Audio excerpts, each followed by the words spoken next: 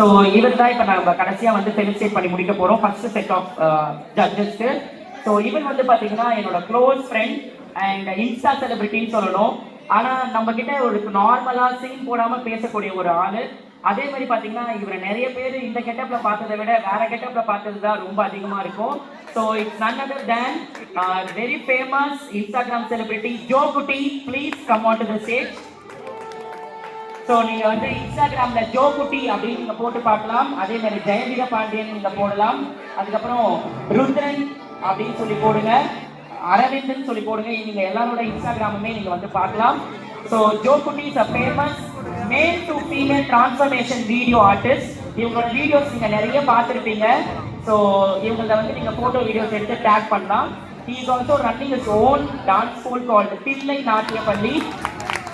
So என் poster பார்க்கும் போதே என்னாலும் தெரிஞ்சிருக்கும்.